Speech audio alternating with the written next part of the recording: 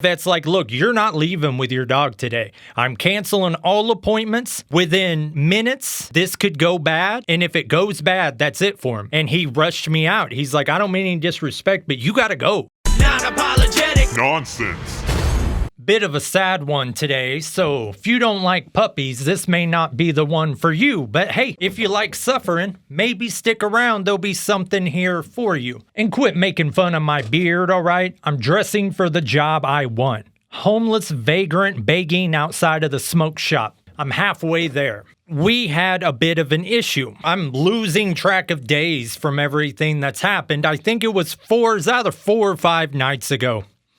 I'm getting around, about to go to bed. I noticed the dog, he is just trembling, right? He was on vibrate mode. Like, that's crazy. He's got back issues, this and that. So he's actually right there. I lay down. He sleeps in the bed. I got giant bed, room for hella puppies. He starts howling, right? So it was all night just this. Howling doesn't do it justice. It was like this dog screaming, right? So whenever I have what I call an emergency, I don't make a vet appointment. I call the vet up and I'm like, hey, you need to move around stuff. I'm going to be seen today, which is kind of douchey, but come to find out what was happening, it would have been really bad if I would have waited till like next Wednesday, for example, for a regular appointment. So I take him in and they just assume he's gotten like a stomach infection or a pancreatitis, right? And they're like, yeah, we're sure of it. We're just going to take a little bit of blood and we're going to double make sure before you leave. Then we'll get you some medicine. That's that. They take a little blood. They go in the back. They say, wait 5 minutes. Then the vet comes back in. He says, yeah, I need to take the dog. We need to do imaging. I'll be right back. So at that point, I know this is bad. Bad. Sorry, I keep trying to keep track of where the dog is and make sure he isn't active. So they take the dog, they do the imaging. Eventually, they come back in and they say, look at this. And they show me the imaging and it shows his spleen. And his spleen is bigger than every other organ inside of his body. It is 2/3 of the entire innards of his body. And the vet's like, look, you're not leaving with your dog today. I'm canceling all appointments. Within minutes, this could go bad. And if it goes bad, that's it for him. And he rushed me out. He's like, I don't mean any disrespect, but you got to go. Come back later today. We are doing this now. What had happened was his spleen had expanded, swollen, and then ruptured.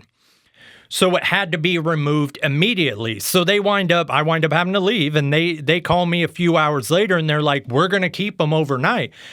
But this would have been New Year's or the night before New Year's. And I asked if anyone would be there, and no one's going to be there, but someone checks on him, right? And I'm like, nah, because the biggest, I had already read about this, the biggest concern was that they could go into like an AFib and a cardiac arrest or an organ failure. And I'm like, you know what? I'll deal with that. I'll come pick them up at the end of the day. Just have them ready. Give me a full list. I can handle it, I couldn't handle it. So we come on the way back, and he has now had an organ removed, and his stomach is wired shut. Like, not stitches, like welding wire, like someone took paper clips and took them out and, And then he also tells me on my way out that there was something on a lymph node that could very well be cancerous, and they would have to send off the results and then let me know. I still haven't gotten those results. So like I say, we're on like day 4, day 5 of this. The dog is in absolute agony. And just taking care of him, right? Seems simple, right? You put a cone on him, you make sure he eats, you give him his medicine, da-da-da-da-da. In my case, you got to check his gums. If his gums go gray, it means he's going into organ failure. If the wound starts seeping, it means this. Oh my. None of us have slept since the surgery has happened. Don't let my handsome face fool you. So like last night, for example, this will be a pretty good example. every time he gets up off the bed, he has stairs, everything's not jumping, but every time he gets up off the bed, I have to follow him because he can't use regular stairs. So the doggy doors are blocked off. So he is yelping. He wants to go outside now. This is like 2:30 in the morning.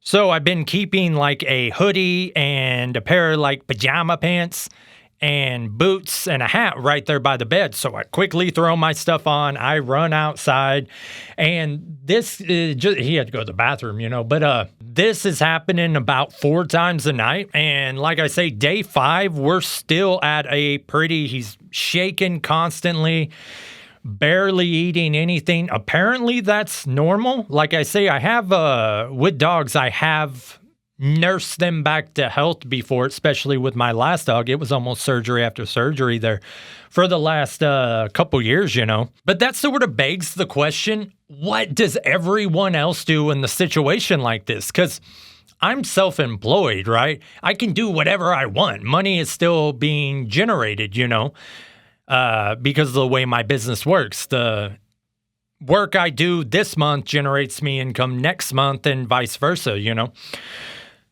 So I can essentially take all this time off and do almost nothing and sit with them and take care of them. What does everyone else do?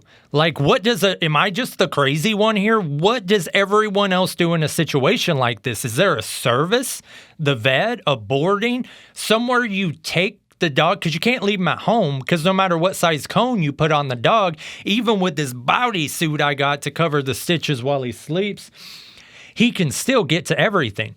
I got everything from them new cloth. They're like, they're cones, but it's basically like a big fat pillow, which I prefer. It's what he's got on right now.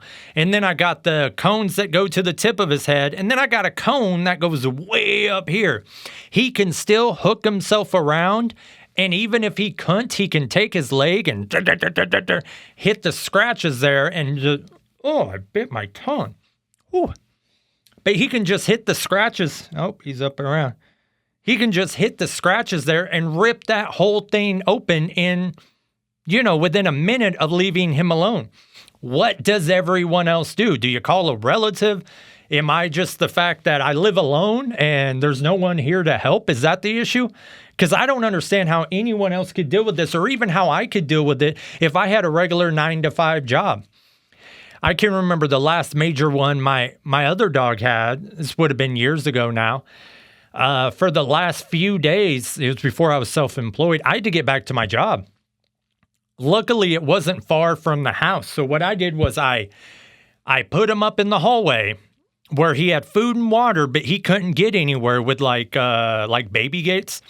And then I started a private Facebook Live. And then I didn't work at a computer, but we had a computer there for CNC machinery. And so I would just log into my Facebook account there and I could view it live, right? So my phone's doing the recording at the house and I'm watching on a PC at work. And I would be able to send chimes in, or even talk to him, but I could just type a letter, hit a button, and it would ding, and that would stop him if it looked like he was getting to that area. But really, that's not even a full fix, because, what if I worked in a place you couldn't do that? Because this one's pushing me to the peak of my potential. No one's happy. No one's getting sleep at all, and it does beg the bad thought that we're trying to keep away, which is, are we just nursing him back to health for him to go right back down again for a cancer and chemo? Which leads me, I've never had dog insurance, at least not in years and years. So the other day I signed up for insurance, but none of them will cover pre-existing conditions, right? So it almost seems like mine's like a gray area. And because he hasn't been diagnosed with having this at all, it's just a real possibility. But the test was already sent in to see before I signed up for the insurance. So does that count as a pre-existing condition? Because now that I have the insurance and we don't have a result back yet, he has not been officially diagnosed, it just seems like that'll give him an easy way to just worm out of it.